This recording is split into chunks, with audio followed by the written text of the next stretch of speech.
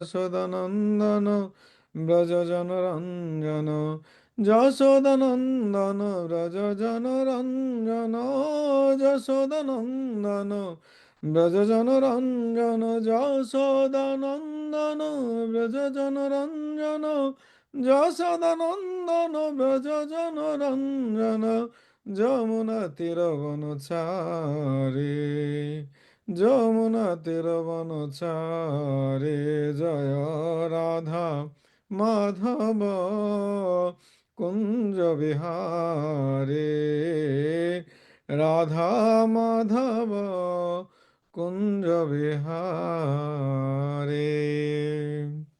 So যেহেতু আজকে দুইজন পার্সোনালিটির কথা নিয়ে আলোচনা করার কথা, সেই জন্য আমি প্রথমে গৌরীদাস পণ্ডিতকে দিয়ে শুরু করছি, যেহেতু তিনি পরম্পরাতে আসলে জ্যেষ্ঠ, শিলরূপ গোস্বামীর থেকে জ্যেষ্ঠ, মহাপ্রভুর নিত্য পার্ষদ, এবং নবদ্বীপে তার অনেক লীলা রয়েছে।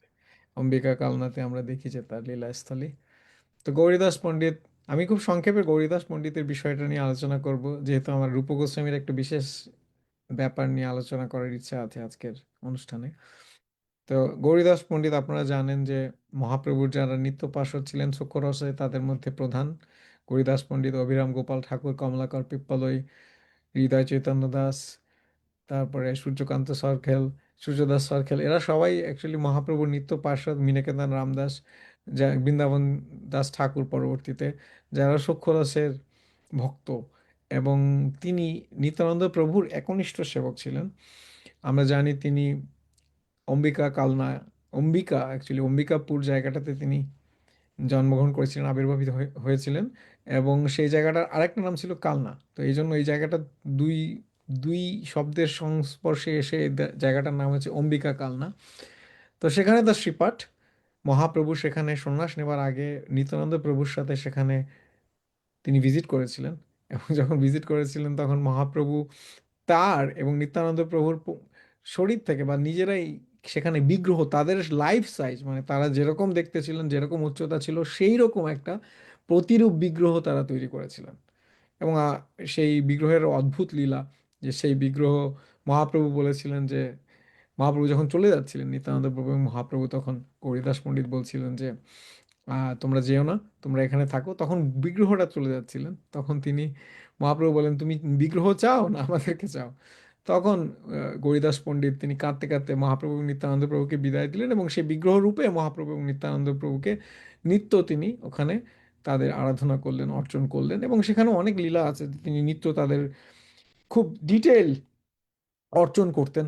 তিনি নিজে স্বহস্তে রান্ধন করতেন, এবং তিনি যখন বৃদ্ধ বয়স হয়ে গেছিল তখন তার রান্না করতে অনেক কষ্ট হতো, এবং তার প্রত্যেকটা রান্নাই অত্যন্ত উত্তম ভাবে প্রস্তুত হতো।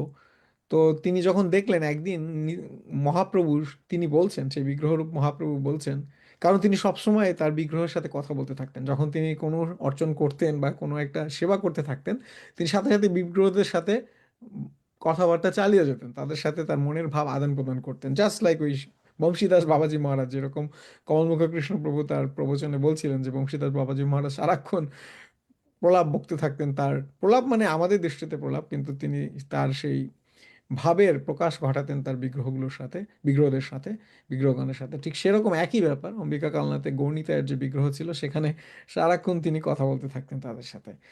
তো এরকম মহাপ্রভুকে বলছেন, মহাপ্রভু তাকে বলছেন যে তুমি, তোমার এই রান্না দেখে আমার কষ্ট হচ্ছে।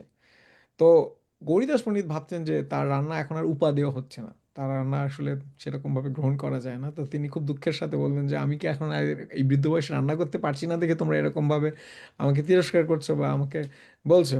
তখন মহাপ্রভু বললেন, না, আসলে তুমি এত কষ্ট করে রান্না করছো এই বয়সে, এটা আসলে আমার সহ্য হচ্ছে না, এটা আমি আসলে সহ্য করতে পারি না।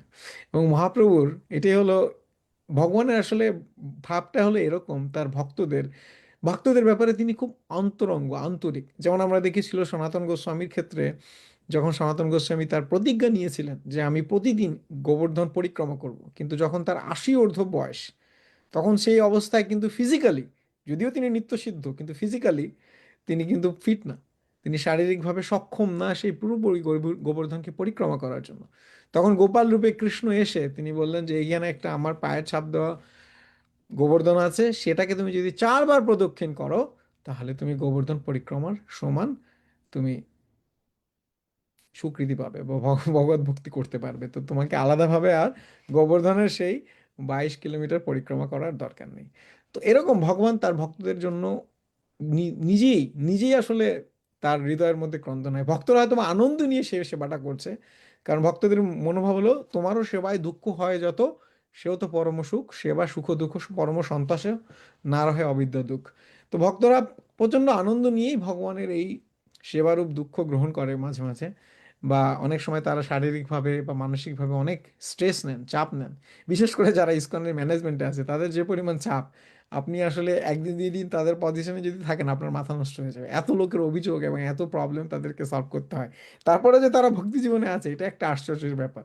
এই জন্য অনেকে গেলে ম্যানেজমেন্টে গেলে অনেকে খেই হারিয়ে ফেলে, তারা আসলে বুঝতে পারেন যে কি করা যাবে। এবং এটা হয়েছিল বিশেষ করে যখন শিল প্রভুপাদের তিরোভাব হয়েছিল। যাই হোক, তো আসল কথায় ফিরে আসতে, তো সেই জন্য হরিদাস পণ্ডিত যখন এই অবস্থায় উপনীত হলেন, তখন গণিতাই বলছিলেন যে তুমি আর এত কষ্ট করো না। এরপরে আরো অন্যান্য লীলা আছে যে হৃদয় চৈতন্য দাস তার অত্যন্ত তার একজন অত্যন্ত একনিষ্ঠ শিষ্য ছিলেন চৈতন্য দাস, যার হৃদয়ের মধ্যে গণিতায় প্রবেশ করেছিল দেখে গৌরীদাস পণ্ডিত তার নাম দিয়েছিলেন হৃদয় চৈতন্য দাস। এবং তিনি অনেক বড় করে গৌর পূর্ণিমার উৎসব আয়োজন করেছিলেন সেই অম্বিকা কালনাতে। অনেক ভক্তরা সেখানে সমাবেশ হয়েছিল। তারপরে এই যে মহাপ্রভু এই তেঁতুল গাছতলাতে যেখানে তাদের মন্দিরটা, সেই শ্রীপাট্টের মন্দির, সেই জায়গাতে মহাপ্রভু তার সাথে মিলিত হয়েছিল। এবং সেখানে মহাপ্রভু তার পূর্ব স্মৃতি, যে তিনি পূর্ব লীলাতে, শ্রীকৃষ্ণ লীলাতে যে তিনি সুবল সখা রূপে ভগবানের সাথে সখ্য রূপে লীলা বিলাস করেছিলেন, সেটা মহাপ্রভু তার কাছে প্রকাশ করেছিলেন। এবং এরকমও হয়েছে যে সখ্য রূপে যেটা হয়, ভক্তরা তো আসলে ভগবানের সাথে তাদের কোনো কোনো সম্ভ্রম থাকে না, সম্ভ্রম ছাড়াই তাদের সাথে রেসিপ্রোকেশন হয়, এই জন্য অনেক সময় মারামারি করে, দুষ্টামি করে। তো সেরকম আমরা দেখি যে মহাপ্রভু তারা যখন নৃত্য গীত করতে গিয়ে মন্দির থেকে লাফ দিয়ে বের হয়ে গেছেন মহাপ্রভু এবং নিত্যানন্দ প্রভু, তখন লাঠি দিয়ে গৌরীদাস পণ্ডিত তাদেরকে তাড়া করেছেন। তো এরকম অপ্রাকৃত অনেক লীলা আমরা দেখতে পাই গৌরীদাস পণ্ডিতের, যিনি নিত্য লীলাতে ভগবান শ্রীকৃষ্ণের নিত্য লীলাতে যিনি সুবল শাখা রূপে লীলা করছেন। এবং সেখানে অনেক ইন্টিমেট অন্তরঙ্গ লীলাতে সুবল শাখা যেভাবে পার্টিসিপেট করছেন, ঠিক সেরূপভাবে গৌরীদাস পণ্ডিত ভগবান শ্রী চৈতন্য মহাপ্রভুর এবং নিত্যানন্দ প্রভুর নিত্যলীলাতে তিনি এই গৌরীদাস পণ্ডিত রূপে অবতীর্ণ হয়ে সেখানে তিনি সখ্যভাবেই তাদের সাথে লীলাবিলাস করছেন। তো আমরা আজকে তার তিরোভাবতিতে তার কৃপা ভিক্ষা করছি, যাতে তিনি যেভাবে গৌরনিতায়ের সেবা করে গেছেন এবং আমাদেরকে উজ্জ্বল দৃষ্টান্ত দেখিয়েছেন, সেটা যেন আমরা অনুসরণ করতে পারি। এবং তার এই বিশেষ বিশেষ করে যখন কারো জন্মতিথি থাকে, এবং তিরুভাব তিথিও একটা উৎসব আমাদের বৈষ্ণবদের জন্য, তো এইসব উৎসবে যখন আমরা এইসব বৈষ্ণবদের স্মরণ করি, তখন তাদের আমরা বিশেষ কৃপা লাভ করার অধিকারী হই। তো এই হলো গৌরীদাস পণ্ডিত। আমি খুব সংক্ষেপে শেষ করলাম, যেহেতু আসলে শিল রূপ গোস্বামী পাদের বিষয়টা একটু বিশদ বা বর্ণনা করার ইচ্ছা আছে। তার আগে একটা শ্লোক দিয়ে শুরু করি। শ্লোকটা হলো, ছিল কবি কর্ণপুর। আপনারা জানেন যে কবি কর্ণপুর ছিলেন শিবানন্দ সেনের পুত্র, এবং তিনি মহাপ্রভুর পার্শ্বদের মধ্যে প্রথম দিককার মানে প্রথম সারির কবি। মহাপ্রভুর অনেক পার্শ্বদী ছিল, রূপ গোস্বামী, সনাতন গোস্বামী, ছিল স্বরূপ দামোদর গোস্বামী, ছিল শ্রী রামানন্দ রায়, তারপরে আমরা দেখি রঘুনাথ দাস গোস্বামী, এবং পরবর্তীতে আরো অন্যান্য আচার্যরা কৃষ্ণদাস কবিরাজ গোস্বামী ইত্যাদি, বিশ্বনাথ চক্রবর্তী পাল, তারা অনেক পোয়েট, বড় কবি, বিশাল বড় বড় কবি এক একজন। তাদের সংস্কৃত বাগ্মিতা বা কবিত্ব, সেটা এখনো আমরা আস্বাদন করে যাই। কিন্তু এর মধ্যেও কবি কর্ণপুর আসলে বিশেষ একজন, খুবই বিশেষ একজন। তাকে নিয়ে আমাদের চর্চাটা একটু কম হয়, কারণ তার কবিত্ব আসলে একটু বেশি হাই স্টেজের, খুবই হাই স্টেজের। ইনফ্যাক্ট রূপ গোস্বামীরও তাই। এই জন্য রূপ গোস্বামীর কবিত্বর বিষয়গুলো নিয়ে আমরা আলোচনা করি না, আমরা তার শিক্ষা নিয়ে আলোচনা করি, যেগুলো হলো ইনস্ট্রাকশন। সেগুলোর মধ্যে সংস্কৃত আসলে রিলেটিভলি সহজ, তার মধ্যেও কঠিন, তারপরে সহজ। কিন্তু যেগুলো কবিত্বের বিষয়গুলো আছে সেগুলো কঠিন। তো কবি কর্ণপুর অনেকগুলো শ্লোক লিখেছেন রূপ গোস্বামীর মাহাত্ম্য বর্ণনা করতে। তার কয়েকটা শ্লোক ছিল কবিরাজ গোস্বামী তার রূপশিক্ষা যে অধ্যায় আছে শ্রী চৈতন্য চরিতামৃতের মধ্যলীলার 19তম অধ্যায়ে, সেখানে তিনি সেখানে কোট করেছেন। তার মধ্যে একটা শ্লোকে শিলরূপ গোস্বামীকে যেভাবে তিনি বর্ণনা করেছেন অনুপ্রাসের মাধ্যমে। তো বিভিন্ন অলংকার রয়েছে সংস্কৃত, আপনারা যারা ভাষা সম্বন্ধে অবহিত আছেন, বা বাংলাতেও অলংকার, অনুপ্রাস, তারপরে তুলনা, সিমিলি, তারপরে অ্যালিগরি মানে অ্যালিগরির বাংলাটা কি, যাই হোক, এগুলো হলো অলংকার একটা ভাষার। তো সেখানে তিনি অনুপ্রাসের ব্যবহার করে রূপ গোস্বামীর বিশেষ বৈশিষ্ট্য বর্ণনা করেছেন। তো শ্লোকটা হলো এরকম: প্রিয় স্বরূপে দ্বৈত স্বরূপে প্রেম স্বরূপে সহজাবি রূপে নিজানুরূপে প্রভুর এক রূপে ততানুরূপে সবিলাস রূপে। এত সুন্দর একটা শ্লোক, প্রত্যেকটা শব্দের মধ্যে প্রত্যেকটা শব্দগুচ্ছ শেষে রূপ দিয়ে শেষ করছেন তিনি। এটা হলো অনুপ্রাস, একই শব্দ তিনি বারবার ইউজ করছেন, কিন্তু শব্দের দোতনা বা পুরো শ্লোকের মাধুর্য আরো বেড়ে যাচ্ছে এই কারণে। এবং প্রত্যেকটা এই যে ফ্রেজ, এটা আলাদা আলাদা অর্থ আছে। প্রিয় স্বরূপে দ্বৈত স্বরূপে প্রেম স্বরূপে সহজাবিরূপে নিজানুরূপে প্রভুর এক রূপে ততানুরূপে সবিলাস রূপে। তো সেখানে বলছেন যে যিনি মহাপ্রভুর প্রিয় স্বরূপ, মহাপ্রভুর খুবই প্রিয়, এবং দ্বৈত স্বরূপ মানে স্বরূপ দামোদর গোস্বামীর খুবই কাছের জন্য, খুবই কাছের। দ্বৈত আসলে মানে খুবই ইন্টিমেট, যারা অন্তরঙ্গ তাদেরকে বলা হয় দ্বৈত, বা প্রেমিক প্রেমিকাকে অনেক সময় দ্বৈত বা দ্বৈতা এরকম ভাবে বলা হয়। দ্বৈত স্বরূপে প্রেম স্বরূপে, এবং তার মধ্যে মহাপ্রভুর যে প্রেম, যে প্রেম সেটা স্বাভাবিকভাবেই প্রস্ফুটিত হয়েছিল সহজাভিরূপে, এবং তার সেই প্রেমের কারণে তার যে রূপ, যে সৌন্দর্য, তা অত্যন্ত রকম, অত্যন্ত বিশেষ রকম। অ্যাকচুয়ালি মানুষের সৌন্দর্য শুধুমাত্র চোখ কান নাক এগুলোর উপরে ডিপেন্ড করে না, তার মধ্যে ভগবত প্রেম কতখানি আছে তার উপরে সৌন্দর্য ডিপেন্ড করে।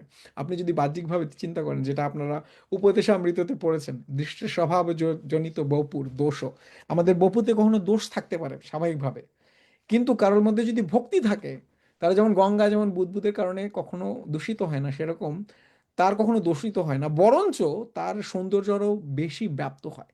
তো যেহেতু মহাপ্রভুর প্রেম সহজভাবেই রূপ গোস্বামীর হৃদয়ের মধ্যে ছিল, তাহলে সেই জন্য তিনি সহজভাবেই, স্বাভাবিকভাবেই অত্যন্ত সুন্দর ছিলেন, অত্যন্ত সুদর্শন ছিলেন সহজাবী রূপে, নিজ অনুরূপে প্রভুর এক রূপে।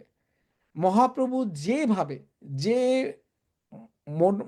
মনোভাব নিয়ে তার প্রেম দান করতে চেয়েছেন বা প্রেম রূপ শিক্ষা দিতে চেয়েছেন, ঠিক একইভাবে একেবারে টোটো ইন টোটো যেটাকে বলে সম্পূর্ণরূপে রূপ গোস্বামী সেটা মানে আমাদেরকে দান করেছেন বা প্রচলন করেছেন। নিজানুরূপে প্রভুর এক রূপে, যেভাবে মহাপ্রভু একইভাবে করতেন ঠিক সেইভাবে ততানুরূপে সবিলাস রূপে তিনি মহাপ্রভুর সেই বিলাস রূপে মহাপ্রভুরই প্রকাশ রূপে সেটা বিস্তার করেছেন, মহাপ্রভু যেভাবে চাইতেন সেভাবে। তো এইভাবে, আমি জানি না শ্লোকটার অর্থটা কোনোভাবে বুঝাতে পারলাম কিনা, কারণ এটা একটা পোয়েটিক শ্লোক। এটা আসলে ঠিক ওভাবে আমি শব্দার্থ করেও আপনাদেরকে বোঝাতে পারবো না, এটা ফিল করার একটা বিষয়, যে প্রত্যেকটা শব্দ। আবার আমাদের গৌড়ীয় আচার্যরা, ইভেন আমাদের গৌড়ীয় লাইনেরই আচার্যরা, তারা এই শ্লোকের আবার অন্য ব্যাখ্যাও দিয়েছেন। এই শ্লোক দিয়ে আসলে রাধাকৃষ্ণ লীলাও বোঝা যায়, সেটা অন্য অন্য বিষয়। আমরা আজকে শিল রূপ গোস্বামীর নিরিখে এই শ্লোকটা বোঝার চেষ্টা করব। তো সেই শ্লোকে রূপ গোস্বামীর একটা সম্যক ধারণা আমরা দেখতে পাই এই শ্লোকের মাধ্যমে, যেখানে দেখতে পাই যে মহাপ্রভু যা চেয়েছেন, যেভাবে চেয়েছেন, ঠিক সেইভাবে মহাপ্রভুর একেবারে অন্তরঙ্গ পার্শ্বদ রূপে শিলরূপ গোস্বামী আমাদেরকে দিয়ে গেছেন।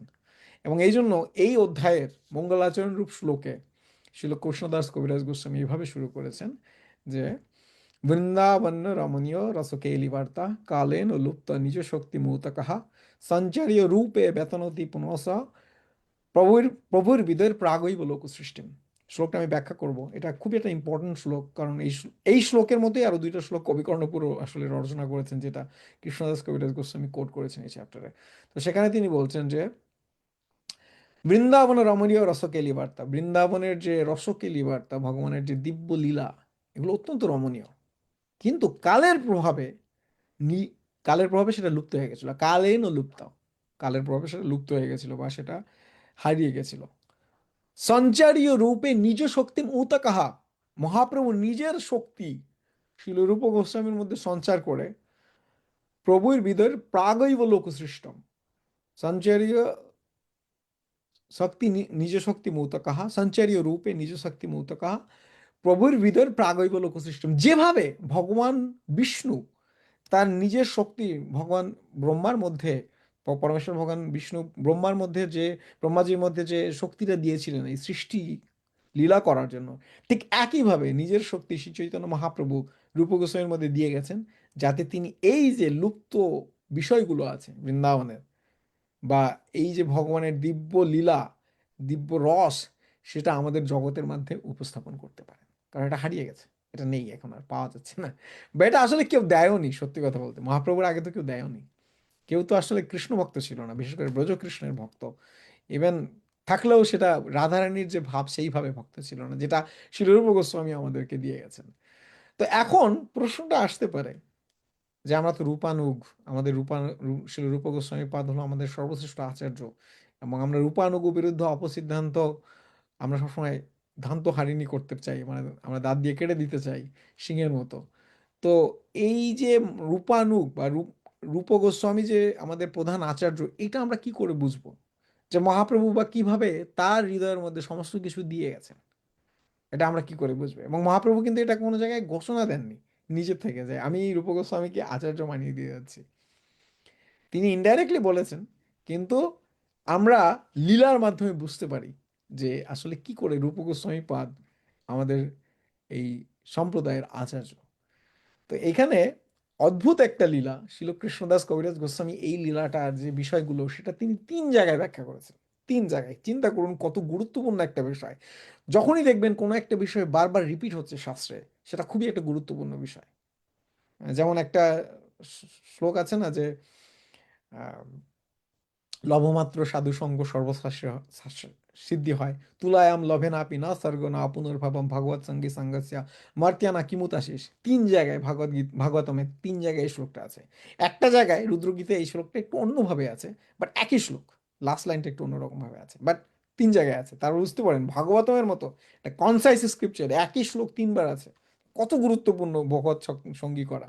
এবং সেই একই কথা রূপ গোস্বামী পদ, আপনারা যে 24টা বিষয় নিয়ে আলোচনা করছেন, সেখানে একই জিনিস সৎসঙ্গ বা ভক্ত সঙ্গ করার বিষয়গুলো অনেক বেশিবার এসছে, অনেক বেশিবার এসছে। 4 জায়গায় 3 জায়গায় তিনি একদম সরাসরি বলেছেন যে ভক্ত সঙ্গ আমাদেরকে করতে হবে।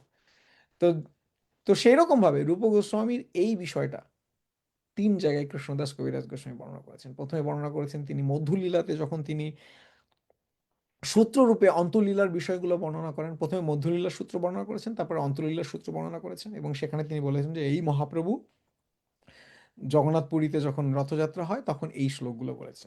তারপরে যখন মহাপ্রভুর জগন্নাথ পুরীর লীলা, তিনি যখন সেই রথযাত্রা লীলা, আজকে আমাদের এখানে রথযাত্রা আমরা পালন করলাম, তো আজকে আসলে যদি আজকে রথযাত্রার তিথি অনুযায়ী না, বাট তারপর আমরা রথযাত্রার সেই উৎসব পালন করলাম, সেই হিসাবে আজকে এই বিষয়টা আসলেই খুব প্রযোজ্য। তো সেই রথযাত্রায় লীলাতেও মহাপ্রভুর এই শ্লোকগুলো এসছে। তারপরে আবার যখন আমরা দেখি যে অন্তলীলাতে যখন রূপ গোস্বামীর সাথে মহাপ্রভুর সাক্ষাতের যে বিষয়টা বর্ণনা করা হয়েছে, সেখানে আবার এই শ্লোক দুটো বর্ণনা করা হয়েছে। তাহলে আপনি বুঝুন যে কত গুরুত্বপূর্ণ। এবং এই শ্লোকের মাধ্যমেই আমরা বুঝতে পারি যে মহাপ্রভু কি করে শ্রী রূপ গোস্বামীর হৃদয়ের মধ্যে তার যে ভাবতরঙ্গ আছে, যার প্রেমের ভাবতরঙ্গ আছে, সেটা তিনি দিয়ে গেছেন। তো সেখানে প্রথম শ্লোকটা হলো এরকম: মহাপ্রভু কুরু যখন রথযাত্রাতে ভগবানের সামনে নৃত্য করছেন, দিব্যলীলা নৃত্য করছেন, তো প্রথমে তো মহাপ্রভু সেই লীলা নৃত্য করার আগে মঙ্গলাচরণ রূপ কিছু শ্লোক তিনি বলেছেন, যেখানে আমরা ভূত শুদ্ধি রূপ শ্লোকও দেখতে পাই, বা সেখানে আমরা কিছু বিশেষ শ্লোকও দেখতে চাই, যে জয়তি জয়তি দেবকী জন্ম বাদ ইয়দুপরের পরিষদ ইত্যাদি শ্লোক। তারপরে যখন তিনি রথযাত্রায় নৃত্য করা শুরু করলেন, সেখানে তিনি হঠাৎ করে এমন একটা শ্লোক বললেন, যে শ্লোকটা আসলে যারা অন্য ভক্ত আছেন তারা আসলে বুঝতে পারেন যে আসলে মহাপ্রভু এই শ্লোকটা কেন বলছেন। হ্যাঁ, শ্লোকটা একটু বলি আমি, এটা একটা অদ্ভুত সুন্দর শ্লোক, অদ্ভুত, পোয়েটিক্যালিও ভেরি হাই প্রোফাইল শ্লোক, এবং অনেকেই জানে এটা। মানে আমাদের ধরেন এখনকার যুগে আমরা যদি কোনো একটা আধুনিক গান যেটা খুব চালু রয়েছে, জনপ্রিয়, আমরা মোটামুটি সবাই সেটা শুনে অভ্যস্ত হয়ে যাই, বা সেটার প্রতি আমাদের একটা ভালো লাগা কাজ করে। তো সেরকম এই শ্লোকটাও অনেকেরই পরিচিত ছিল, এটা একটা মান শ্লোক হিসাবে। তো শ্লোকটাও এরকম: সা কৌমার সা কৌমার হরায়ে সা কৌমার হরাসয়ে বাহিবরাস তায়েব চৈত্র শপাস তে চন্মিলিত মালতি সুরভয়া পৌড়া কদম্ব নীলা সা চৈবাস্মি তথাপি তত্র সুরতো ব্যাপার লীলা বিধৌ রেবারোধসি বেতসি তরুতলে চেতো সমুৎকণ্ঠতে। তো সেখানে এখানে বলছে যে সেই যুবক বয়সে, মানে প্রেমিক প্রেমিকাকে বলছে, বা প্রেমিকা প্রেমিককে বলছে, এভাবেও বলা যেতে পারে, সে বলছে যে অ্যাকচুয়ালি প্রেমিকাই, কারণ এখানে একটা শব্দ আছে যেটা দিয়ে বোঝা যায় যেটা প্রেমিকা বলছে। সে বলছে যে ও সেই কৌমারে আমরা একসময় মিলিত হয়েছিলাম, আবার আমরা এখন এখানে মিলিত হচ্ছি, তুমি আমার স্বামী রূপে মিলিত হচ্ছে, বিকজ সা এ বাহি বারাস, তুমি এখন আমার পতি বা স্বামী। এবং আমরা কোথায় মিলিত হচ্ছি? সেই চৈত্র মাসে, মুনলিট মানে একটা পূর্ণিমার চাঁদ, স্নিগ্ধ চাঁদ, সেখানে স্বাভাবিকভাবেই মানুষের মধ্যে রোমান্টিসিজম বেড়ে যায়। তো সেরকম একটা অবস্থা, এবং সেই সময় মালতী ফুল সেটা ফুটে উঠেছে এবং তার সুগন্ধে চারিদিকে ম ম করছে, এবং তার সাথে সাথে কদম্ব যে গাছের যে বন আছে, সেখান থেকে মৃদুমন্দ সুন্দর ঠান্ডা বাতাস আসছে, চৈত্র মাসের বাতাস, দক্ষিণের বাতাস বলতে পারেন। হুম। কিন্তু সেই যে রেবা নদীর তীরে, বেতসী গাছের তীরে আমরা দুজন যে মিলিত হতাম বিবাহর আগে, বা আমাদের যখন একেবারে যুবক বয়সে, অল্প বয়সে, সেই আনন্দটা আমি এখানে পাচ্ছি না। আমরা যেন ওই রকম একটা অবস্থায় যদি আমরা ফিরে যেতে পারতাম, সেই একই রকম, তাহলে আমার মনে হয় সেই আনন্দটা আমরা পেতাম। আবার যদি সেই রেবা গাছের নিচে বেতসী, সরি রেবা নদীর তীরে বেতসী গাছের তীরে আমি ফিরে যেতাম। তো এই গানটার মধ্যে কোথাও কি ভগবত প্রেমের কোনো বিষয় আছে? কোথাও নেই অ্যাকচুয়ালি। লিটারেলি এখানে এই গানটা, এটা নবম শতকের এক কবি, তার নাম হলো শিলা ভট্টাচারিকা, তিনি এটা লিখেছিলেন। এবং এটা যারা সাহিত্য কৌমুদী ইত্যাদি, সাহিত্য দর্পণ ইত্যাদি গ্রন্থ সংস্কৃতর যেগুলো অধ্যয়ন করেন, তারা এই কবিতার ছন্দগুলো পড়েন। যেমন আপনারা মেঘদূতম পড়ে যারা, কালিদাসের বই পড়েন, তো সেরকম এইগুলোও তাদের জন্য পাঠ্য, বিকজ এগুলো খুব হাই লেভেলের পোয়েট্রি। তো মহাপ্রভু যখন এই শ্লোকটা উচ্চারণ করলেন, যারা আশেপাশে ছিলেন তারা আসলে কেউই বুঝতে পারেননি, একজন ছাড়া, শুধু একজন বুঝতে পেরেছিলেন, সেটা ছিল স্বরূপ দামোদর গোস্বামী। কারণ স্বরূপ দামোদর গোস্বামী হলেন মহাপ্রভুর সেকেন্ড বডি, লিটারেলি। কারণ মহাপ্রভুর যে ফ্রিকোয়েন্সিতে, যে তরঙ্গে তিনি প্রেম আস্বাদন করছেন ভগবানের সাথে, ভগবান নিজেই স্বয়ং, বাট তিনি রাধারানী যেভাবে বিভাজিত রয়েছেন, সেটা শুধু ছিল স্বরূপ দামোদর গোস্বামী বুঝতে পারতেন, আর কেউ বুঝতে পারতেন না। হ্যাঁ, রামানন্দ রায়ও, বাট এখানে এই ক্ষেত্রে স্বরূপ দামোদর গোস্বামী, যেহেতু স্বরূপ দামোদর গোস্বামী মহাপ্রভুর ওই গ্রুপের মধ্যে ছিলেন, রামানন্দ রায় এখানে আমরা দেখি না যে তিনি রয়েছেন। তো এই কারণে তিনি একমাত্র বুঝতে পেরেছিলেন। কিন্তু পরবর্তীতে যখন রূপ গোস্বামী তো প্রথমে মহাপ্রভুর সাথে মিলিত হয়েছিলেন রামকেলিতে, তারপরে তিনি প্রয়াগে মহাপ্রভুর সাথে একেবারে ইন্টিমেট অন্তরঙ্গ সাক্ষাৎ করলেন তার ভাইয়ের সাথে, অনুপমের সাথে, এবং সেখানে 10 দিন ব্যাপী তিনি মহাপ্রভুর কাছ থেকে সেই ভক্তি রসের বিষয়ে শিক্ষা লাভ করলেন একদম সরাসরি। তারপরে তিনি বৃন্দাবন হয়ে, যেহেতু মহাপ্রভু তাকে আদেশ করেছিলেন বৃন্দাবনে যাও, লুপ্ত তীর্থ উদ্ধার করো, ভগবত শাস্ত্র অবতীর্ণ করো, ভগবত ভক্তির যে বিষয়গুলো সেগুলো উপস্থাপন করো ইত্যাদি, তিনি 4টা আসলে মহাপ্রভু রূপ গোস্বামীকে ইনস্ট্রাকশন দিয়েছিলেন। তো সেখান থেকে রূপ গোস্বামী যখন আবার আসলেন মহাপ্রভুর সাথে মিলিত হতে বা সাক্ষাৎ করতে জগন্নাথপুরীতে, তখন এই ঘটনাটা হয়েছে। তখন দ্বিতীয়বার যখন তিনি মহাপ্রভুর ইন্টিমেট অন্তরঙ্গ সাক্ষাৎ করেছিলেন, তখন এই লীলাটা হয়েছিল, মহাপ্রভু রথযাত্রাতে গিয়েছিলেন। তো তিনি যখন আসলেন, সাধারণত মহাপ্রভুর সাথে যখন রূপ গোস্বামী, সনাতন গোস্বামী, হরিদাস ঠাকুর এরা দেখা করতে আসতেন বা এরা সাক্ষাৎ করতেন, তারা মন্দিরের এমন একটা জায়গায় থাকতেন, মন্দিরের থেকে দূরে, যেখানে ভক- যারা মন্দিরের পান্ডা রয়েছে, পূজারী রয়েছে, তাদের আনাগোনা থাকে না। কারণ তারা নিজেদেরকে অস্পৃশ্য মনে করতেন, এবং তারা কখনো শ্রীমন্দিরে জগন্নাথপুরীর প্রবেশ করতেন না, কারণ তারা মনে করতেন যে তারা আউটকাস্ট, অস্পৃশ্য। তো সেই কারণে তারা দূরে থাকতেন। কিন্তু মহাপ্রভু স্বয়ং তাদের সাথে সাক্ষাৎ দিতে আসতেন প্রতিদিন, উপলভোগের পরে, সকালবেলা ভগবানের বাল্যভোগের পরে সেই বাল্যভোগের প্রসাদ নিয়ে তাদের সাথে সাক্ষাৎ করতে আসেন। তিনি চিন্তা করুন, ভগবান স্বয়ং আসছেন তার ভক্তের সাথে সাক্ষাৎ করতে। এটাই কিন্তু আসলে আমাদের কাম্য হওয়া উচিত, যে আমাদের প্রেম বা আমাদের ভক্তির গভীরতা এমন হওয়া উচিত যেন ভগবান তিনি দৃশ্যমান হন আমাদের সামনে, তিনি নিজেই থেকেই চলে আসেন, যে না আমি আর পারছি না থাকতেই আমার ভক্তের সঙ্গ ছাড়া। তার যেন সেই ধরনের একটা সঙ্গ সুখ, আমাদের প্রতি সঙ্গ সুখ অনুভূত হয়। তো যাই হোক, তো এরকম রূপ গোস্বামী তখন ছিলেন। তো সেই সময় উপলভোগ নিয়ে যখন মহাপ্রভু এসছেন, রূপ গোস্বামী হরিদাস ঠাকুরের কুটিরেই থাকতেন। তখন রূপ গোস্বামী সে সময় স্নান করতে তিনি সমুদ্রে গিয়েছিলেন, তিনি ছিলেন না সাথে। কিন্তু তিনি একটা শ্লোক রচনা করছিলেন, এবং শ্লোকটা লিখে তিনি তার যে পর্ণকুটির আছে সেখানে তিনি সেই খড়ের গাদার মধ্যে রেখে দিয়ে চলে গেছেন সেই তালপত্র। মহাপ্রভু এসে রূপ গোস্বামীকে না পেয়ে তিনি সেই তালপত্রে যখন গোজা দেখলেন যে কিছু একটা নতুন লিখেছে, তিনি সেখান থেকে নিয়ে সেটা পড়া শুরু করলেন, এবং তিনি পড়ে অত্যন্ত চমৎকৃত হলেন।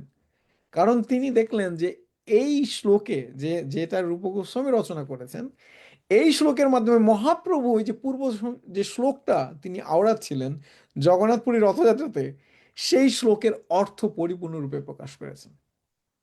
মানে অদ্ভুত, মহাপ্রভু পর্যন্ত হতকচিত হয়ে গেছেন যে এখানে মহাপ্রভু বাহ্য লীলা করছেন, বাট মহাপ্রভু আশ্চর্যান্বিত হয়ে গেছেন যে কি করে রূপ আমার এই মনের ভাব জানতে পারলো। তো এই শ্লোকটা হলো একদম মানে আমাদের, আমরা যারা গৌড়ীয় বৈষ্ণব আছি তাদের মধ্যে যখন রথযাত্রা করি তখন আমাদের আসলে মনোভাব কি হওয়া উচিত সেইটা ব্যাখ্যা করে এখানে। হ্যাঁ, তো এই শ্লোকটা আমরা আমাদের মন্দিরে যখন আমরা জগন্নাথ অষ্টকম গান গাই তখন আমরা সবসময় এই শ্লোকটাও পড়া মানে এই দুটো শ্লোকই পড়ি এবং আমরা এটা আসলে রিসাইট করার চেষ্টা করি। তো এই শ্লোকটা খুব সুন্দর, আপনারা চেষ্টা করবেন। একটু কঠিন শ্লোকটা অবশ্যই, যেহেতু রূপ গোস্বামী পাদের লেখা। তো শ্লোকটা এরকম: প্রিয়া স্বয়ং কৃষ্ণ সাহচরি কুরুক্ষেত্র মিলিতাস তথা হংস রাধা তাদিদম উভয় সঙ্গম সুখে তথা পিয়ন্ত খেলন মধুর মিলন পঞ্চম জুষে মনো মে কালিন্দী পুলিন বিপিনয়া স্পৃহায়তি মনো মে কালিন্দী পুলিন বিপিনয়া স্পৃহায়তি। তো সেখানে বলছেন যে প্রিয় স্বয়ং কৃষ্ণ সহচরী কুরুক্ষেত্র মিলিতা। তো আপনারা জানেন যে রথযাত্রা একটা লীলার বিষয় হলো এরকম যে যখন ভক্তরা কুরুক্ষেত্রে গিয়েছিল, আমি খুব সংক্ষেপে বলছি কারণ এটা এই জায়গায় খুব বেশি ইম্পর্টেন্ট না। তো যখন কুরুক্ষেত্রে সূর্য গ্রহণের সময়ে সমস্ত ব্রজবাসীরা গিয়েছিল, তখন গোপীরাও গিয়েছিলেন, শ্রীমতী রাধারানীরাও গিয়েছিলেন, এবং সেখানে তাদের সাথে ভগবান শ্রীকৃষ্ণের সাক্ষাৎ হয়েছিল, যেখানে তিনি পুরো একেবারে তার সৈন্য সামন্ত সহ পরিবারবর্গ সহ তিনি একেবারে রাজপুত্র রূপে বা রাজা হিসেবে তিনি সেখানে গিয়েছিলেন।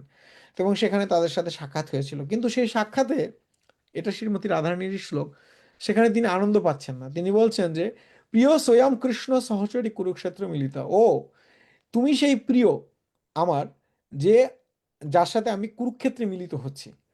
তথাম সা রাধা তাদিদম উভয় সঙ্গম সুখে, যদিও আমরা মিলিত হয়ে একটা আমাদের সাক্ষাতের একটা আনন্দ আমরা লাভ করছি, আমি রাধা, হ্যাঁ আমার রাধার সাথে, তারপরও আমার মনের মধ্যে একটা আফসোস রয়ে যাচ্ছে বা একটা অপূর্ণতা রয়ে যাচ্ছে। কিরকম অপূর্ণতা? তথাপি অন্ত খেলন মুরলী পঞ্চম জুষে মধুর মুরলী পঞ্চম জুষে, কিন্তু আমার হৃদয়ের মধ্যে খেলা করছে যে তুমি যে পঞ্চম টোনে বা পঞ্চম রাগে যে তুমি বাঁশি বাজাতে, সেই মনোমে কালিন্দী পুলিন বিপিন স্পৃহাতে বসে এই কালিন্দির তীরে বৃন্দাবনের মধ্যে, সেই জায়গা থেকে, সেই জায়গাতে আমার মনটা খালি ছুটে যাচ্ছে তোমার সাথে। আমি এইখানে ওই আনন্দটা পাচ্ছি না যে আনন্দটা আমি বৃন্দাবনে যমুনার পুলিনে পাচ্ছিলাম। এইবার আপনি যদি এই দুটো শ্লোক পাশাপাশি রাখেন সেখানে এক জায়গায় বলছে যে হ্যাঁ আমি তোমার প্রেয়সী, তুমি আমার স্বামী এখন, আমরা একই রকমভাবে পূর্ণিমাতে মিলিত হচ্ছি, আমরা আহ, মালতীর সুরভি অনুভব করছি, সেখানে কদম্ব গাছের যে ব্রিজ বা সুশীতল বায়ু সেটা প্রবাহ হচ্ছে, সবকিছু ঠিক আছে, কিন্তু ওই যে রেবা গাছের তীরে বেতসী গাছের তীরে রেবা নদীর উম, তীরে যে আমাদের লীলাটা হয়েছিল বা আমরা তখন যেরকম সাক্ষাৎ হয়েছিল, সেই প্রেমের রস আমি এখানে আস্বাদন করতে পারছি না। এবার আপনি রাধারানীর লীলাতে আসুন। রাধারানী বলছেন যে কুরুক্ষেত্রে তোমার সাথে আমি মিলিত হচ্ছি, হ্যাঁ আমি আর তুমি সেই একই লোক আছি এবং আমাদের দুজনের সাক্ষাৎ হচ্ছে, প্রেমের সাক্ষাৎ হচ্ছে, কিন্তু ওই যে তুমি পঞ্চম রাগে যে তোমার বাঁশি বাজাতে কালিন্দির তীরে বসে, যমুনার তীরে বসে বৃন্দাবনে, সেই আনন্দটা আমি পাচ্ছি না, আমার মনটা বারবার ওখানে ছুটে যাচ্ছে। তো মহাপ্রভু এই শ্লোক পড়ে পুরো আবিষ্ট হয়ে গেছেন। এখানে আমার একটা বিখ্যাত ছবি আছে, আপনারা দেখবেন, শিল প্রভুপাদের আসলে অদ্ভুত কৃপা, আমরা সে জায়গায় আসবো।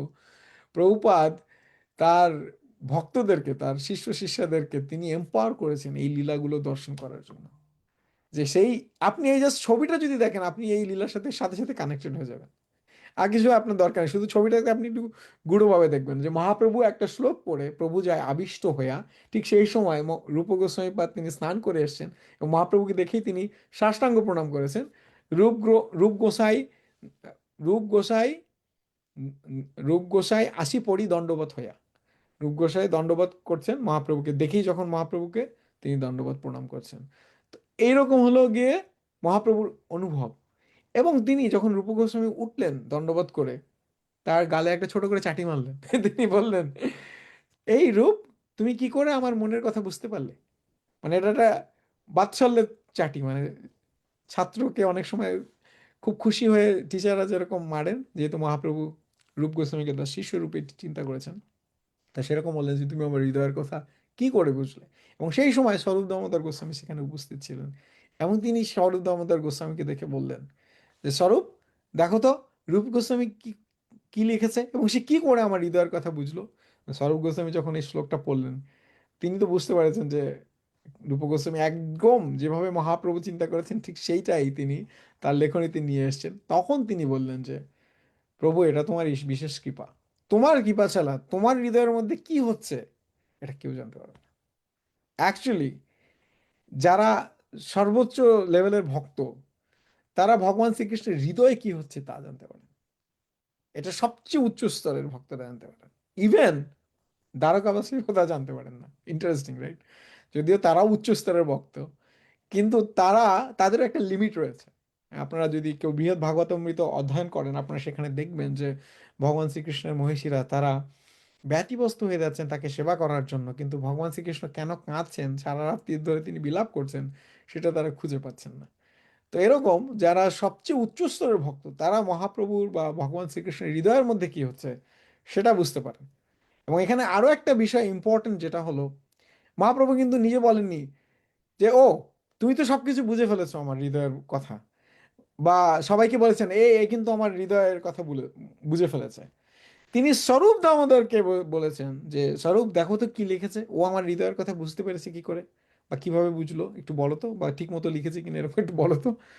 মানে হলো এইখানে একটা ইন্টারেস্টিং পয়েন্ট, এটা আমি হয়তো বা স্বরূপ দামোদর গোস্বামীর আবির্ভাব বা তিরোভাব তিথিতে আমরা কোনো একদিন আলোচনা করবো, যে কেউ যদি আমাদের গৌড়ীয় গগনে আচার্য হতে চায়, তাকে স্বরূপ Damodar Goswami litmus test pass করতে হবে।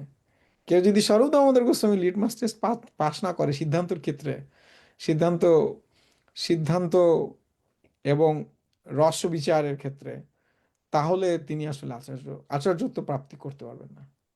তো সেটা রূপ গোস্বামী, রঘুনাথ দাস গোস্বামী, সমস্ত যারা আচার্য আছেন, যারা মহাপ্রভু ডাইরেক্ট শিষ্য, তাদের ক্ষেত্রে এটা প্রযোজ্য। তারা সবাই স্বরূপ দামোদর গোস্বামীর কাছ থেকে র্যাটিফাইড বা অনুমোদিত, হ্যাঁ, এর সিদ্ধান্ত একেবারে মহাপ্রভুর যে হৃদয়ের বিষয়গুলো আছে তার সাথে একেবারে খাপ খেয়ে যাচ্ছে। তো যাই হোক, মহাপ্রভু খুবই আনন্দিত হলেন, এবং এখান থেকে আমরা দেখতে পাই যে মহাপ্রভুর যে শক্তি সেটা রূপ গোস্বামীর মধ্যে প্রবেশ করেছিল। এবং এটা স্বরূপ দামোদর গোস্বামী বললেন যে তোমার কৃপা ছাড়া, তোমার বিশেষ কৃপা ছাড়া রূপ এটা আসলে কখনোই বর্ণনা করতে পারতেন না। পরবর্তীতে আমরা দেখি যে মহাপ্রভু তার পোয়েট্রির, এটা বিরাট লীলা, সেখানে তিনি তার কবিতার অসম্ভব প্রশংসা করলেন। এবং তাকে, আমি অনেক সংক্ষেপে বলছি, এটা একটা অনেক বড় চ্যাপ্টার, কিন্তু আমি যে কি পয়েন্টগুলো বলছি যেখান থেকে আপনারা বুঝতে পারবেন যে কেন আমরা রূপানুগ বা শিল রূপ গোস্বামী হলো আমাদের প্রধানতম আচার্য, সেটা আমরা একটু স্পষ্ট করার চেষ্টা করব।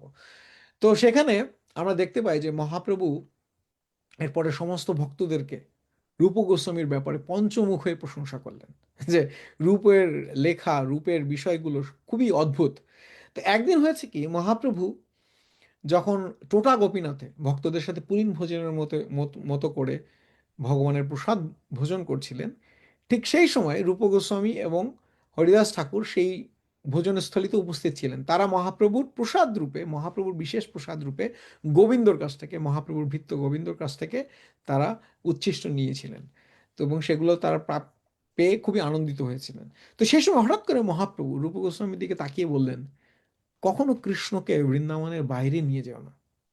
নন্দনন্দন কৃষ্ণ, তিনি বৃন্দাবনের বাইরে এক পাও দেন না। হ্যাঁ, কৃষ্ণম এক, বৃন্দাবন পরিত্যাজ্যম কৃষ্ণম এক পাদম না গচ্ছতি। একটা পাও কৃষ্ণ বৃন্দাবনের বাইরে দেন না। আর যিনি কৃষ্ণ মথুরা বা দ্বারকাতে, বা যিনি শহরে লীলা করছেন, নগরে লীলা করছেন, সেই কৃষ্ণ হলেন বাসুদেব কৃষ্ণ। হ্যাঁ, যিনি বসুদেবের পুত্র, এবং তিনি হলেন চতুর্ভুজের বাসুদেব, প্রথম যিনি চতুর্ভুজের আমরা দেখি যে প্রকাশ। তো সেই কৃষ্ণ আর এই নন্দনন্দন কৃষ্ণ এক না। হ্যাঁ, মানে তাদের, যাই হোক, এটা টেকনিক্যাল একটা ব্যাপার আছে, যাই হোক। তো সেই জন্য আমরা কখনো কৃষ্ণ যিনি বৃন্দাবনে আছেন তার লীলা বৃন্দাবনেই রাখি, কারণ রূপ গোস্বামী তিনি ভগবান শ্রীকৃষ্ণের লীলা নিয়ে একটি নাটক রচনা করতে চাইছিলেন, এবং এই নাটক রচনা করার কথা তিনি পথে মধ্যে চিন্তা করছিলেন যে কিভাবে তিনি নাটকটা বানাবেন। যেহেতু তিনি অত্যন্ত মেধাবী ছিলেন, তিনি মাথার মধ্যেই প্রায় নাটকটা বানিয়ে ফেলেছিলেন। সেই সময় তিনি যখন ওড়িশার পথ দিয়ে, তিনি গঙ্গার ধার দিয়ে তিনি জগন্নাথ পুরীতে এসেছিলেন। তো গঙ্গায় ধার দিয়ে ওড়িশাতে যখন তিনি অতিক্রম করছিলেন বা ঢুকছিলেন, সেখানে একটা জায়গার নাম ছিল সত্য মহাপুর। তো সেখানে তার যখন একটা তন্দ্রা লেগে গিয়েছিল রাত্রির বেলা, তিনি যখন রেস্ট করছিলেন, ঠিক সেই সময় সত্যভামা দেবী তিনি তার স্বপ্নে এসে বলেছিলেন যে না, ভগবানের যে বৃন্দাবনের লীলা আর দ্বারকা মথুরার যে লীলা, এটাকে আলাদা করে তুমি প্রকাশ করো, এটাকে তুমি একসাথে প্রকাশ করো না, তাতে রসভঙ্গ হতে পারে, এরকম বিষয়গুলো তুমি একসাথে করো না। তো আবার মহাপ্রভু হঠাৎ করে রূপ গোস্বামীর দিকে তাকিয়ে বলেছে যে কৃষ্ণকে বৃন্দাবনের বাইরে কখনো নিয়ে গেল না।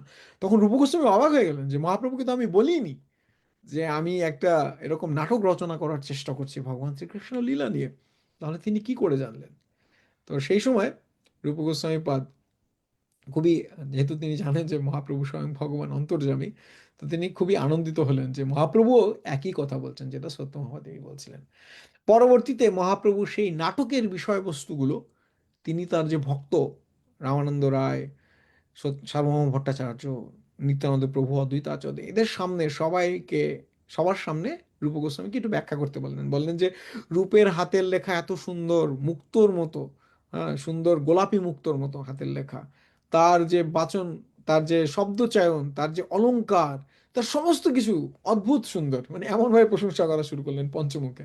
তো রূপ গোস্বামী খুব লজ্জা পেয়ে গেলেন। তখন তিনি বললেন, রূপ তুমি একটু ওদেরকে একটু শুনিয়ে দাও না তোমার পোয়েট্রি। তো রূপ গোস্বামী তো খুবই হাম্বল, নম্র, ভদ্র, তিনি কিছুতেই কিছু বলবেন না। আর তিনি নিজেকে মনে করছেন যে আনকোয়ালিফাইড এই ভক্তদের সামনে। তারপরও অনেক ভক্তদের জোড়াজুড়িতে, বিশেষ করে রামানন্দ রায়, যিনি তখন বললেন যে তুমি একটু আমাদেরকে শোনাও, এবং তিনি এই শ্লোকটাও শোনালেন যে শ্লোকটার কথা একটু আগে বর্ণনা করলাম, প্রিয় স্বয়ং কৃষ্ণ সাহচরী কুরুক্ষেত্র মিলিতাস। তো তারপরে তিনি বললেন যে আচ্ছা, এবার তোমার নাটকের একটু বিষয়টা বলো, তোমার নাটকের নান্দিমুখ বলো, একটু ভূমিকাটা বলো, মঙ্গলাচরণ বলো। তো তিনি সেখানে নান্দিমুখে প্রথমে সেই বিদগ্ধ মাধবের নান্দিমুখ বললেন, যেখানে ভগবানের বিশেষ বিশেষ লীলা যে বৃন্দাবন ধামে তিনি করছেন সেগুলো নিয়ে আলোচনা করছেন, একটা সংক্ষেপে তিনি সেই লীলার বৈশিষ্ট্যগুলো বর্ণনা করছেন মঙ্গলাচরণে। তারপরে তিনি পরবর্তী মঙ্গলাচরণে তার ইষ্টদেবের প্রার্থনা করলেন। হ্যাঁ, এই বিষয়টা একটু পরে আসবো। তারপরে তিনি সেই নাটকের বিষয়বস্তুগুলো বর্ণনা শুরু করলেন। এবং রামানন্দ রায় তো কনসাক, মানে তিনি একজন রসজ্ঞ নাট্য বিশারদ, কারণ তিনি নিজেও জগন্নাথ বল্লভ নাটক লিখেছেন। তিনি অনেক বড়, আপনারা জানেন যে তিনিও একজন বড় শাস্ত্রজ্ঞ, পণ্ডিত এবং সংস্কৃতবিদ।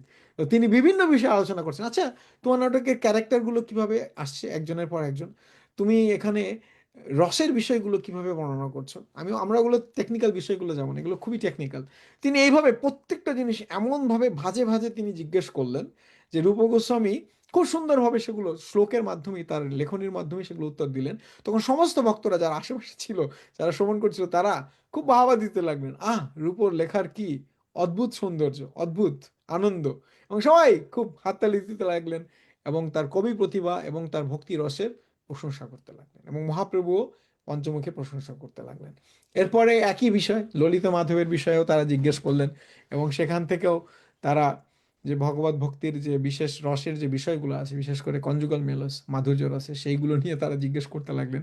বাইরে এই দুটো বই অ্যাকচুয়ালি আমাদের আচার্যরা আমাদের নিওফাইট স্টেজে বা একদম যখন আমরা সাধক স্টেজে একদম শুরুর দিকে থাকি, সেই সময় আমাদের আসলে পড়তে নিষেধ করেছেন, কারণ এগুলোতে ভগবানের অন্তরঙ্গ লীলার বিষয়বস্তু অনেকভাবে আলোচনা করা হয়েছে, যেটা হয়তো আমরা পড়লে আমাদের চিত্তবৃত্তি অন্যদিকে ধাবিত হতে পারে।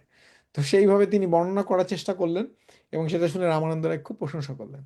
তারপরে রামানন্দ রায়, সার্বভৌম ভট্টাচার্য, নিত্যানন্দ প্রভু, স্বরূপ দামোদর গোস্বামী, অদ্বৈত আচার্য, সমস্ত যারা মহাপ্রভুর নিত্য পার্শ্বরা আছে, তাদেরকে মহাপ্রভু বললেন যে তোমরা তোমাদের প্রভূত আশীর্বাণী, তোমাদের সবচেয়ে হাইয়েস্ট লেভেলের যে আশীর্বাণী, সেটা এই রূপ গোস্বামীর উপরে বর্ষিত করো। আর রূপ গোস্বামীকে বললেন তুমি এদের চরণ বন্দনা করো, এদের কাছ থেকে বিশেষ আশীর্বাদ লাভ করো এই চরণ বন্দনা করে। তারপরে সবাই রূপ গোস্বামীর জয় জয় করে তাদেরকে আশীর্বাদ দিলেন, যাতে তিনি সেই ভক্তিরসের বিষয়বস্তুগুলো যেগুলো মহাপ্রভুর হৃদয় থেকে উদ্ভূত, সেটা তিনি প্রকাশিত করতে পারেন। তো এরকম হবে। এবং এখানে একটা বিখ্যাত শ্লোক তিনি বলেছিলেন যে শ্লোকটা আসলে আলটিমেট গোল অফ এনি ভক্ত, একজন ভক্ত কখন বুঝবে যে আসলে আমি ভক্তিতে এগিয়ে গেছি একদম শেষ সময়? অবশ্যই সেটা বুঝবে না, সে তখন নিজেকে আরো নিচু স্তরের মনে করবে। কিন্তু এটা বাহ্যিক লোকেরা বুঝবে। বা আপনি মনে করতে পারবেন যে আপনার একটা জিনিসের একটা বিশেষ রস আস্বাদনের টেস্ট কিভাবে বেড়েছে, সেটা আপনি বুঝতে পারবেন এই শ্লোকের মাধ্যমে। সেই শ্লোকটা হলো এরকম, সেখানে এটা রামানন্দ রায় জিজ্ঞেস করেছিলেন যে, রূপ গোস্বামী তুমি কি ভগবানের হরিনামের সম্বন্ধে কিছু কি লিখেছো? হরিনামের গ্লোরি বা মাহাত্ম্য সম্বন্ধে সেরকম যদি কিছু লিখে থাকো তাহলে এটা আমাদেরকে শোনাও। তখন তিনি এই শ্লোকটা পড়েছিলেন যে, তুণ্ডে তাণ্ডবিনী রতিম বিতানুতে তুণ্ডাবলী লব্ধায়ে কর্ণ ক্রোড় কডম্বিনী ঘটায়তে কর্ণার্বুদে ভস্প্রিয়া চেত প্রাঙ্গণ সঙ্গিনী বিজয়তে সর্বেন্দ্রিয়ানি সর্বেন্দ্রিয়ানি কৃতিম না জানে জানি তো ক্রিয়াদ্ভির অমৃত ওই কৃষ্ণেতি বর্ণদ্বয়ী। না জানি, আমি জানি না আসলে কৃষ্ণ এই দুই বর্ণে, এই দুই সিলেবালে কি অদ্ভুত অমৃত আছে। কারণ আমি যখন জিহ্বাতে এই নাম উচ্চারণ করি তুণ্ডে তাণ্ডবনী, তখন জিহ্বার মধ্যে তাণ্ডব তৈরি হয় এবং আমার মনে হয় যেন তুণ্ডা বলি আমি অনেক বেশি, অনেক হাজার হাজার জিহ্বা যেন আমার লাভ হয়। কর্ণ কৌড়বিনী কৌড়ম্বিনী ঘটায়াতে কর্ণার বুধে প্রিয়া, যখন কানের মধ্যে প্রবেশ করে সেই নাম জিহ্বা থেকে, তখন আমার মনে হয় যেন আমার লক্ষ লক্ষ কান কেন নেই, যাতে আমি শ্রবণ করতে পারি আরো সেই মধুর নামটা। চেত প্রাঙ্গণ সঙ্গিনী বিজয়তে, এবং তখন আমার হৃদয়ের মধ্যে যখন প্রবেশ করে কান থেকে, তখন আমার মনে হয় সমস্ত ইন্দ্রিয় সর্বেন্দ্রিয়া নাম কৃত্রিম, সমস্ত ইন্দ্রিয়কে তিনি অ্যাবজর্ব করে নিয়েছেন, যেন আমাকে গ্রাস করে নিয়েছেন, সমস্ত ইন্দ্রিয় কেন্দ্রীভূত হয়ে গেছে সেই ভগবানের নামে। না জানে জানি তো কিয়দ্ভির অমৃত ওই কৃষ্ণেতি স্মরণাদ্বয়ী, আমি জানি না সেই কৃষ্ণ এই দুই বর্ণে কি অমৃত রয়েছে। তো এই বর্ণনা শুনে হরিদাস ঠাকুর আদি নামাচার্য এবং ভগবানের সমস্ত নিত্য পার্ষদরা তারা হাততালি দিচ্ছেন এবং তারা বলছেন যে এরকম ব্যাখ্যা আমরা আসলে ভগবান শ্রীকৃষ্ণের নামের কখনো শুনিনি। তো এখানেও একটা বিষয় যে যারা বড় আচার্য, যারা মহান আচার্য, তারা সবাই নাম আচার্য। তারা নামের সেই মাহাত্ম্য তারা অনুধাবন করতে পারেন এবং জগতের কাছে প্রকাশিত করতে পারেন। এখন আমি জাস্ট শেষ করার আগে, আমি জানি না সবাই কি ইয়ে আছে কিনা, মিউট আনমিউট করার অপশন আছে কিনা, বাট প্রশ্নটা দিয়ে শেষ করবো এবং এই প্রশ্নটার আর একটু ব্যাখ্যাও করবো যদি সুযোগ থাকে পরবর্তীতে। সেটা হলো, রূপ গোস্বামীর ইষ্টদেবকে, সহজ প্রশ্ন, আপনারা সবাই জানেন, তারপরে জিজ্ঞেস করলাম কারণ নিশ্চয়ই একটা রহস্য আছে আমি কেন জিজ্ঞেস করছি। বাট আপনাদেরকে যদি জিজ্ঞেস করি রূপ গোস্বামীর ইষ্টদেবকে, ইয়েস, বিশ্বরূপ জগন্নাথ প্রভু। আপনাকে আনমিউট করে দিচ্ছি, দাঁড়ান তো, আনমিউট। কি আমি আনমিউট করতে পারবো না কারণ আমি হোস্ট না। রাধা গোবিন্দজি। যাই, গুড, রাধা গোবিন্দজি। আর কেউ? আমি এই জন্যই বললাম যে আপনারা সেটা জানেন, কিন্তু এখানে নিশ্চয়ই একটা হেয়ালি আছে যার কারণে আমি এই প্রশ্নটা করেছি। জয় রাধা গোবিন্দ রাধা গোবিন্দ রাধে রূপ গোস্বামীর প্রাণধন হে। যাই হোক, প্রশ্নটার অ্যান্সারটা হলো হ্যাঁ, Radha Gobinda the correct, but সমস্ত গৌরী ভগবানের যত আচার্য আছে সকলের প্রাণনাথ হলো মহাপ্রভু। এবং এই জিনিসটা রূপ গোস্বামী কখনো কোনো জায়গায় তার যে ইষ্টদেব রাধা গোবিন্দ সেটা সরাসরি কোনো জায়গায় মেনশন করেননি। আমরা জানি যেহেতু তিনি রাধা গোবিন্দ দেবের তিনি উপাসনা করেছেন এবং তিনি অবিধেয় আচার্য, রাধা গোবিন্দ হলো অবিধেয় বিগ্রহ, সব দিক থেকে রাধা গোবিন্দ তার ইষ্টদেব। কিন্তু আমরা যখন দেখি তিনি মঙ্গলাচরণ রূপ ইষ্টদেবের স্তুতি করছেন, তিনি আসলে স্তুতি করছেন মহাপ্রভুর। এবং সেটা রামানন্দ রায় জিজ্ঞেস করেছেন, আচ্ছা তুমি তো মঙ্গলাচরণ করলে, ভগবান শ্রীকৃষ্ণের কি বিষয় নিয়ে আলোচনা করবে সেটার একটা তুমি বস্তু রূপে বর্ণনা করলে। কারণ মঙ্গলাচরণের তিনটা বিষয় আমরা দেখি, বস্তু বস্তু নির্দেশ, আশীর্বাদ আর নমস্কার, এই তিনটি জিনিস হলো মঙ্গলাচরণের বিষয়বস্তু। কিন্তু তোমার ইষ্টদেবের নমস্কার রূপে তুমি কি মঙ্গলাচরণ করেছে এটা আমাদেরকে একটু শোনাও। তিনি তাকে এটা আদেশ করলেন। তখন রূপ গোস্বামী সেই শ্লোকটা বলেন, অনর্পিত চরিং চিরাত করুণায় অবতীর্ণ কলৌ সমর্পয়িত উন্নত উজ্জ্বল রসং সভক্তি শ্রিয়ম হরি পুরোটা সুন্দর দ্যুতি কদম্ব সন্দীপিতঃ সদা হৃদয় কন্দরে স্ফুরতু বা সচিনন্দনঃ। সেই বিখ্যাত শ্লোক যেখানে বলছেন যে সেই সচিনন্দন রূপ মহাপ্রভু আমার হৃদয়ে উদ্ভাসিত হোক, যিনি অনর্পিত চরিং চিরাত, চিরজীবন চিরকাল ধরে যে প্রেম, যে উজ্জ্বল রস যেটা কখনো কাউকে দেওয়া হয়নি, সেই উজ্জ্বল রস তিনি আমাদেরকে দিয়েছেন। করুণায় অবতীর্ণ করল, তিনি করুণা রূপে অবতীর্ণ হয়েছেন এই কলিযুগে এবং সেই উজ্জ্বল রস সেটা আমাদেরকে সমর্পণ করেছেন। সমর্পিত উন্নত উজ্জ্বল রসম স্বভক্তি শ্রিয়ম, এবং তার যে ভক্তি, শ্রেষ্ঠ ভক্তি, সেটা তিনি আমাদেরকে দিয়েছেন। হরি পুরোটো সুন্দর, তিনি হরি, তিনি ভগবান শ্রীকৃষ্ণ স্বয়ং, কিন্তু সুন্দর দ্যুতি, তার দ্যুতি হলো সেই কদম্ব দ্যুতির মতো, কদম্ব সন্দীপিতাহা, কদম্ব যেরকম মোল্টেন গোল্ডের মতো মানে উত্তপ্ত স্বর্ণের যে বাষ্প, বাষ্পর যে রং, সেই রঙের মতো তার দ্যুতি, সেই দ্যুতি এবং সেই শচীনন্দন যেন আমার হৃদয়ে উদ্ভাসিত হন। তো এই শ্লোকটা বললেন, এটা কিন্তু আমরা মঙ্গলাচরণ রূপ শ্লোক হিসেবেও পড়ি, চৈতন্য চৈতামৃত চতুর্থ শ্লোক, এবং মহাপ্রভুর বাহ্যিক আবির্ভাবের কারণ আমাদেরকে বর্ণনা করে। তো এটা শোনার পরে মহাপ্রভু বললেন, এ আবার কি রচনা করলি রূপ, এতক্ষণ তো সবই ঠিক ছিল। কিন্তু মনের মধ্যে মহাপ্রভু খুশি হয়েছেন, কিন্তু বাহ্যিকভাবে তিনি বলছেন যে না না না, এইটা হলো তোমার এক ভাণ্ড দুধের মধ্যে, দুধ হলো অমৃত, সেখানে তুমি এক ফোঁটা কাঁসার খার রস দিয়ে দিয়েছো, যার কারণে ওই দুধের অমৃতর যে শুদ্ধতা সেটা নষ্ট হয়ে গেছে, তোমার সমস্ত কিছু নষ্ট করে ফেলেছে। তো এটা হলো বিদগ্ধ মাধবের মঙ্গলাচরণ, এবং ঠিক একই মঙ্গলাচরণ তিনি ললিতা মাধবেও করেছেন, একটু লাস্টের দুই লাইন একটু ডিফারেন্ট আছে। তো তিনি সেই সেই জায়গায়ও তিনি মঙ্গলাচরণ রূপে মহাপ্রভুর মাহাত্ম্য বর্ণনা করেছেন। এখন একটা পয়েন্ট দিয়ে শেষ করি। আপনারা দেখবেন একটা প্রভার্ব আছে, আমাদের বাংলাতে একটা বাগধারা আছে, সেটাকে হলো গৌরচন্দ্রিকা, রাইট? গৌরচন্দ্রিকা মানে হলো কোনো কিছু শুরুর আগে আমরা একটা ভূমিকা দিয়ে নিই, এটাকে অনেক সময় গৌরচন্দ্রিকা বলে। সমস্ত মধ্যযুগের যত বৈষ্ণব পদাবলী কর্তা আছেন, যাদের হৃদয়ে হৃদয়ের ঈশ্বর হলেন শ্রী চৈতন্য মহাপ্রভু, তারা মহাপ্রভুকে স্মরণ না করে কোনো কিছু লেখেননি, কোনো কিছু না।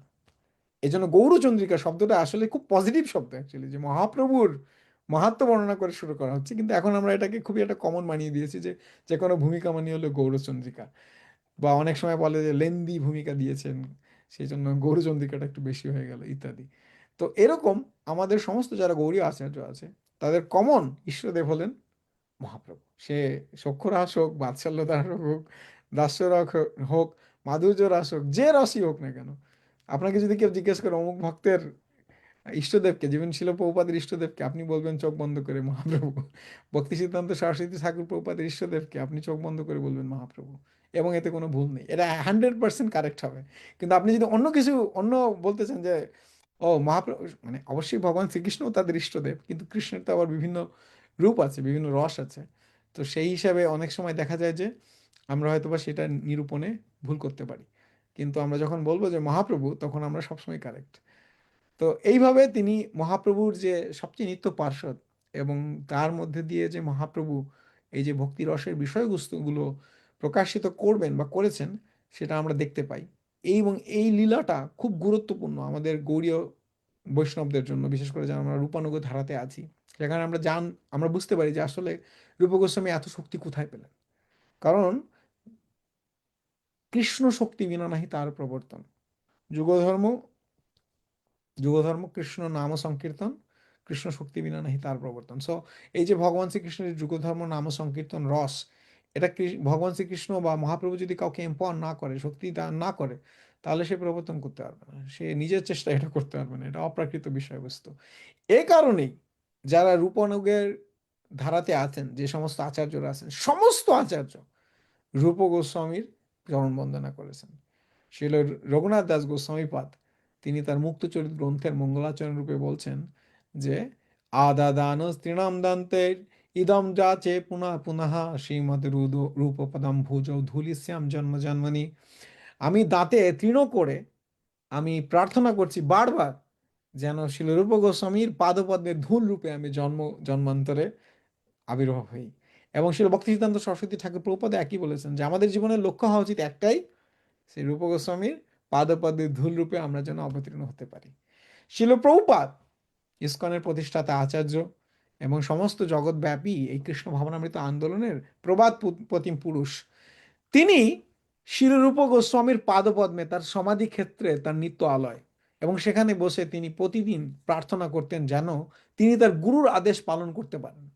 প্রতিদিন তিনি ঝাঁট দিতেন রূপ গোস্বামীর সমাধি মন্দির গভীর রাত্রিরে। একদিন যেই রাধা দামোদর মন্দিরের যিনি পূজারী ছিলেন, তিনি হঠাৎ করে দেখলেন কে জানি খস খস খস খস শব্দ আসছে, তার ঘুম ভেঙে গিয়েছিল। এবং তিনি দেখলেন যে সেই মধ্যরাত্রিরে 1টা 1:30টার সময় ছিল প্রভুপাদ সেই রূপ গোস্বামীর সেই সমাধি মন্দির, তখন তার এত সুন্দর ছিল না, এখন আপনারা সমাধি মন্দির গেলে চিনতেও পারবেন না, এত সুন্দর তারা একটা সুষ্টভ করেছে, পঞ্চতত্ত্বের বিগ্রহ ইত্যাদি বানিয়েছেন। কিন্তু তখন খুবই ওরকম ব্যাপার-ট্যাপার ছিল না আরকি। মানে খুবই একটা সাধারণ একটা ব্যবস্থা ছিল। তো সেইখানে প্রভুপাদ ঝাঁট দিতেন, ধুলো পরিষ্কার করতেন এবং একদিন দেখেন তিনি সেখানে সেই রূপ গোস্বামী সমাধি ক্ষেত্রে তিনি গড়াগড়ি দিয়ে কাঁদছেন। হাপুস নয়নে কাঁদছেন। তো শিল প্রভুপাদের নিত্য লীলাস্থলী হলেন সেই রাধা দামোদর মন্দিরে শিল রূপ গোস্বামীর পাদপদ্মে। এবং সেই কারণেই যে রূপ গোস্বামীর যে শিক্ষা, যে তার যে সিদ্ধান্ত, সেটা তিনি এইভাবে আমাদের জগৎকে জানিয়ে যেতে পেরেছিলেন। তো এই কারণে আমরা শিল প্রভুপাদের কাছে কৃতজ্ঞ যে তার মতো আচার্যর থ্রু ধরে, তার অনুসরণ করে আমরা শিল রূপ গোস্বামী প্রভুপাদ, শিল স্বরূপ দামোদর গোস্বামী, এই ধরনের ভগবানের নিত্য পার্ষদ আচার্য তাদের সংস্পর্শ লাভ করতে পারছি। তো সেই জন্য শিল প্রভুপাদের কাছে আমি আমার কৃতজ্ঞতা জানাই, আপনাদের সকলের পক্ষ হয়ে এবং আমার নিজের পক্ষ হয়েও। এবং আরও কৃপা ভিক্ষা করে শিল প্রভুপাদের যেন আমরা শিল রূপ গোস্বামীর যে শিক্ষা আছে এবং শিল প্রভুপাদের যে শিক্ষা আছে সেটাকে গ্রহণ করে তাদের মাহাত্ম্য আরও চারিদিকে যেন ছড়িয়ে দিতে পারি, তাতেই আমাদের আসলে জীবন সার্থক হবে। আমার উপস্থাপনাতে যদি ভুল থেকে থাকে সেই জন্য আপনারা ক্ষমা সুন্দর দৃষ্টিতে দেখবেন। প্রথম কথা হলো প্রিপারেশন খুবই খারাপ নিয়েছি, সেটা একটা কারণ। আর দ্বিতীয় কথা হলো আজকে সারাটা দিনই দৌড়ের উপরে, একটু আগেই 1 ঘন্টা আগেই বাড়িতে ফিরেছি। সো